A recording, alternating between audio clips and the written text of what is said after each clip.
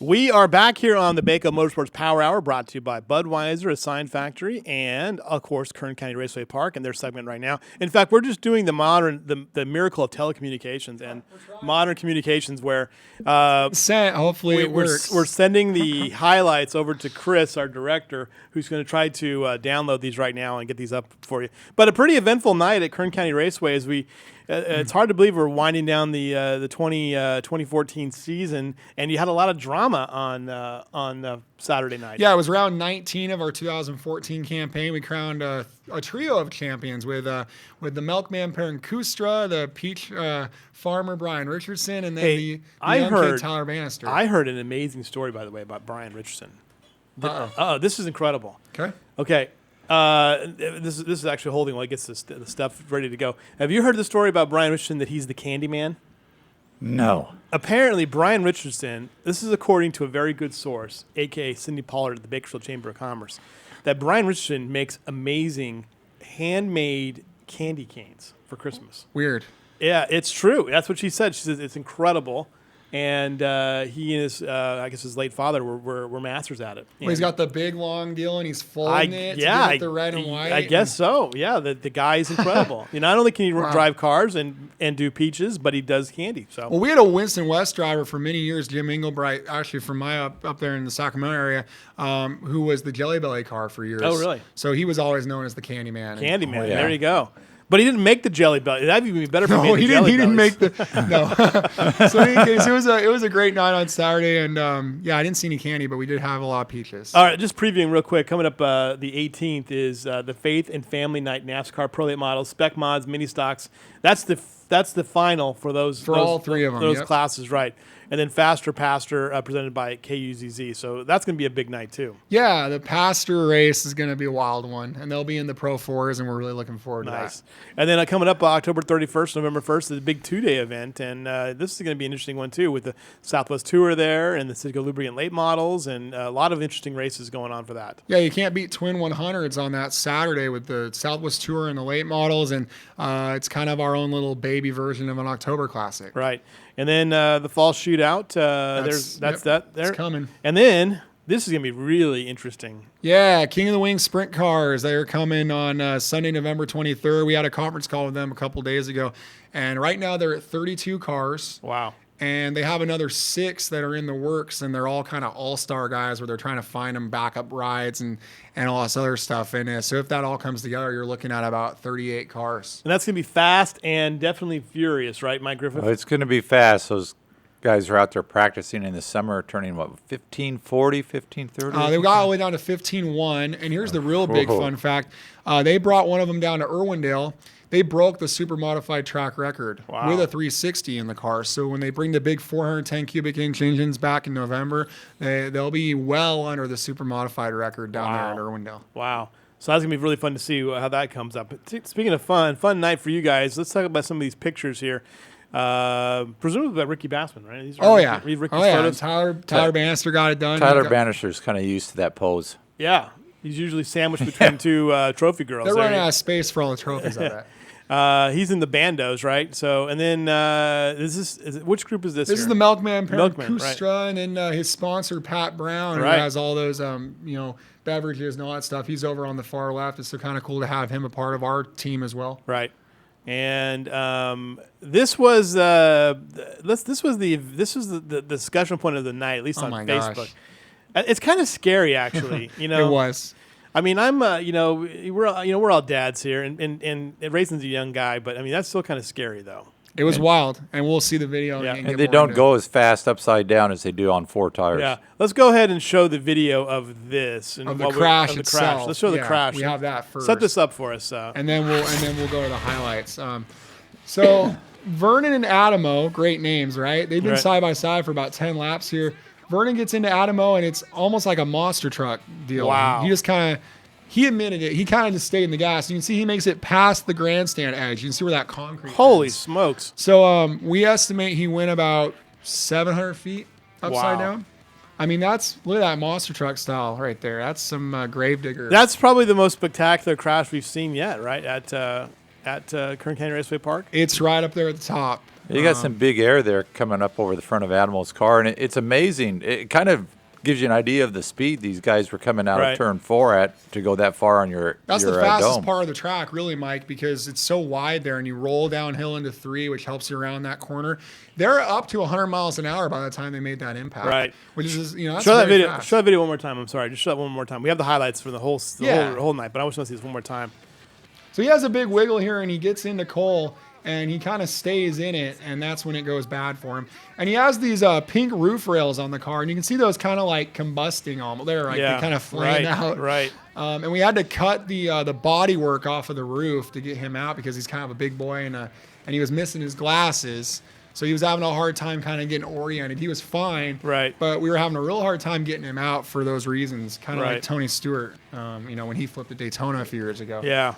And like I said, Racin was in good spirits. He apologized to. This has got to be scary for everybody in the track. He's raising his hand there and everything. But what's interesting, we have the pits in the infield. Yeah. And his pit is towards turn 4 almost. Uh-huh. You could see all the people running. I don't know where they think they were going to go because we weren't going to let him on the track. Yeah. But scared his mom half to death. Yeah. And when we interviewed him after, he said, I don't need to go to the hospital. Mom needs to go. Mom needs to go. We had a deal like that at Roseville a few years ago where guy had a pretty serious wreck and his wife freaked out and fell down the stairs. Oh, geez. And we had to call a second ambulance for her. Bring her in, yeah. So it's a little bit dangerous even being a racing mom or a racing wife. Yeah. So. All right, let's go to the highlights from the night. Let's go ahead and show this. And this was quick work by Chris. We'll give him a raise, give him some peaches or something. We're Bandolero Racing, and Tyler Bannister is just unstoppable in this class. And Tyler and Braden Rogers there in the 29, they'll both be going to the Legends next year. And that'll make Cabe McClenny kind of the veteran of that deal. So Tyler Bannister gets his 9th win of the year in 10 starts and wins the championship. Now, we only had 6 super stocks that started. We had 7 in the pits. But this was an unbelievable race. The top 5 cars ran nose to tail.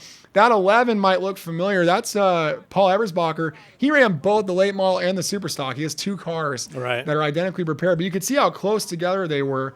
Kind of bumper car racing. They all ran laps in the 21.7s. Again, look how close they all were. Yeah, wow. It was a very good race. Dylan Baker has spin here and collected Bobby Aldridge, and neither of them would really be a factor. And again, Perrin Kustra had a shot to win, and he gave 5 all he could handle coming through turns 3 and 4. And you'll see how close this is when they come off the corner. It's actually a very close finish as Kustra gets a good run there and almost gets him. But Gene Fife gets win number 4 on the year, and Perrin Kustra wins the championship. All right, the first of the Citgo Lubricant late model Twin 35s, and just by taking the green flag, the Peach Farmer, Brian Richardson, was our champion. But that was just for the war. The battle was between Tony McRae and Lance Wilson. Okay. Remember, McRae hit the wall a few weeks ago. Yeah, right. In her first start, and that didn't deter them. They decided to come back. But Lance Wilson had no problem in this one. That's a good win for him because he's kind of been up and down. He's been in the shot in the contention all season long. Yeah, that was win number 4 for him on the year. Legends cars, again, we had 7 of these, but one of them didn't start. And again, that was of no matter for the 15 of Brandon Weaver. Shorty was just in command again. And he's going to get himself win number 7 on the year in the Legends cars. And they finish in the way the points were. The top 4 were the top 4 in the points with Weaver, Garoni, Olson, and Fine. So that's kind of cool. 911 series.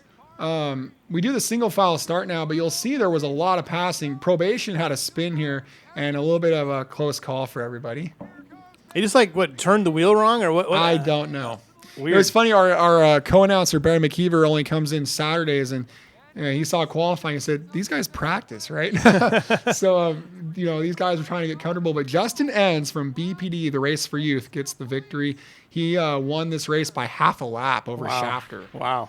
All right, second of the Citgo Twin 35s, and like we talked about with that Racin Vernon flip, you'll get to see it again, Lewis, as they duke it out. Cole Adamo in the race lead. One of the things we didn't get to talk about is Trevor Schlunt hopped on the brakes when these guys were flipping. Here's Tony McRae spinning out, but she was able to come back. Trevor Schlunt hit the brakes when Vernon flipped, And we had an onboard. He got hit by John Piker. Oh, really? Wow. And Piker got on 2 wheels. Oh, really? We almost flipped 2 cars. Oh, wow. And it was pretty spectacular to have, 4 cars all pretty heavily damaged. Wow. And good for them that it's near the end of the year and they have a exactly. couple weeks to get ready for the fall shootout. But there's Racin waving to the crowd, and he's missing his glasses. He thinks the crowd's up there. Yeah, I think that's the I think crowd. it's over there. There's somewhere over Yeah, there. he was having a Lord of the Flies, couldn't find his glasses Yeah. type of deal. Buddy Shepard was not deterred. You would think, hey, another rookie flipped, but look at him giving the business to Lance Wilson there coming down the line and giving him a couple shots. And Ricky Bassman had a great photo of Lance Wilson all sideways. But Wilson gets win number 6 on the year, and Brian Richardson gets the championship. Nice.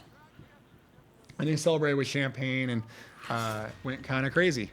And there they are. I mean, I think they lived up to the challenge of trying to get as many people into that picture as they possibly could.